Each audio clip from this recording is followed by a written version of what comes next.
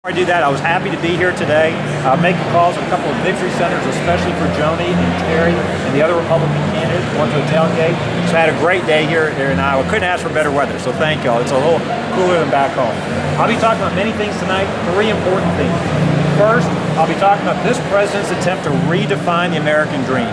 When you listen to his rhetoric, when you watch his policies, it's all about redistribution.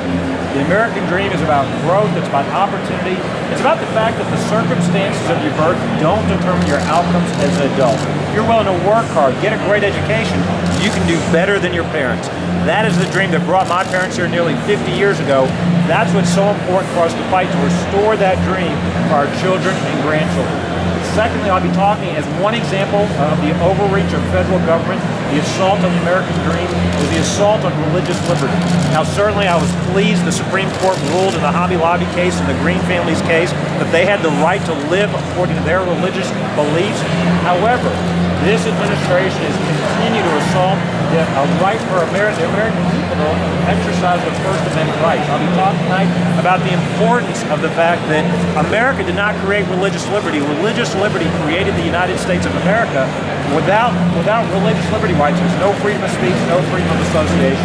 Third and finally, I'll be talking a little bit about foreign policy, talking about how this president has weakened America's standing abroad, the fact that our enemies no longer fear us, our friends no longer trust us. He's tried to leave from behind. That simply hasn't worked. His weakness has allowed ISIS to get stronger. He doesn't seem to believe in American exceptionalism. He doesn't seem to understand that a stronger America leads to a safer, more predictable world. Obviously thrilled to be in Iowa. Want to help see Joni get elected to the Senate. Want to see Terry get reelected as governor. Be happy to take your question. Do you think it requires soldiers on the ground in Syria to solve the problem of ISIS? No, at this point, I don't think you hear anybody in the Congress. I don't think you hear Americans calling for soldiers on the ground. But I don't think it makes sense for the president to unilaterally tell our enemies what we won't do. He seems to spend a lot of time telling people what we won't do, not only with regards to ISIS. He has done this before in other crises before. But no, I don't think anybody's calling for that. I do think he needs to present to Congress and to the American people a plan to exterminate ISIS, not just contain them.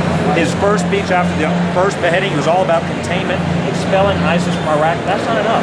He should have said we need to hunt them down and kill them. We need to exterminate them. His rhetoric is getting better. Rhetoric is not enough. That is not a foreign policy. He has allowed them to gather strength, to gain land, gain resources, increase their numbers of followers by simply holding back and waiting. His dithering has made them stronger. It has made America more vulnerable. I'm glad that there are other countries wanting to join the coalition, but we can't wait. We can't allow our foreign policy to be dictated by foreign capitals. America must lead. And so I think that he's got a responsibility to tell the American people, to tell Congress, to present a plan to eradicate ISIS. Governor Jindal, you were asked to not attend the Values Floater Summit last night in D.C. because of the sponsoring of the organization's views on gay marriage. Was there any pushback in terms of attending tonight's event? No, look, I'm thrilled to be here tonight to talk about religious liberty. For the folks that oppose either the group tonight or the group yesterday, I'm glad they've got a right to speak up and articulate their beliefs. That's the great thing about our society. People have a right to express their views and have an open and free debate. One of the things I'm going to talk about tonight is the importance, especially in the religious liberty context, that people have the right to stand up for their views. I think it's important we have the right to do that. I'm thrilled to be here, thrilled to be with the great folks out there tonight. What are your personal views on gay marriage? I think marriage should be between a man and a woman. In Louisiana, an overwhelming bipartisan majority supports that view. I continue to believe that. I think tone matters. I'm not for discrimination against anybody. I think that shouldn't be allowed in our society. But I continue to believe in the traditional definition of marriage. Governor, some have called for the revoking of passports for Americans who've gone over to Syria and help out the terrorists. Where do you stand on that? Oh, absolutely. To me, that should be a no-brainer. Anybody that is opposing America, that hates our values, hates our way of life. Look, I know the president, for some reason, he hesitates to describe what we're doing against ISIS as war. They've clearly declared war against us. They're trying to kill Americans where they're abroad. Ultimately, they'd love to kill Americans here in the homeland. You're talking about a radical Islamic fundamentalist terrorist group. For some reason, he doesn't want to call it what it is. Absolutely, if there are Americans that are joining forces against our country, that are signing up with the enemy, it's not just Americans. There are stories, there may be hundreds, if not thousands of folks with European passports. To me, this is simple common sense as well as national security. Absolutely. At the very least, that's just the first step in terms of revoking their passports.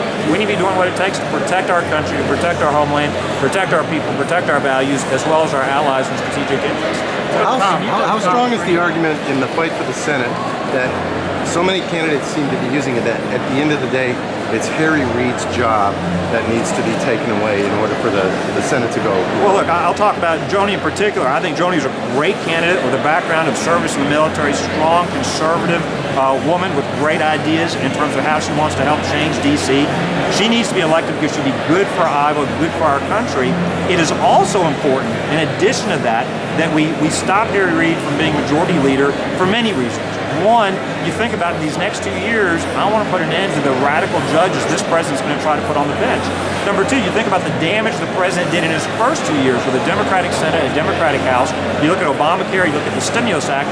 I don't want him to have that free reign for the next 2 years. Under Harry Reid, the Senate has become a rubber stamp for this president. You don't see the open debate. You don't see the pushback. So I think it's important to remove him as majority leader. But at the end of the day, I think the people in Iowa are going to vote for Joni because she is such a great candidate and will do such a great job. And the fact that our opponent's so out of touch with their values. I mean, again, this is a guy that favors trial lawyers over farmers, that insulted Senator Grassley, that it would be a rubber stamp for Harry Reid and President Obama. So, yes, it's important to get rid of Harry Reid, but the first and most important reason to vote for Joni is she will be a great United States Senator. Quick follow. In other states, the candidates are saying simply that you need to vote for the Republican in order to remove him. Well, look, my personal view is that we as a Republican Party cannot just be the anti-party. We cannot be the anti-Obama Party, the anti-Harry Reid Party. I don't like Obamacare. I've criticized this president. I don't like Harry Reid's policies. We've got to be a party that stands for solutions, stands for ideas. I presented detailed ideas already this year on how to repeal and replace Obamacare.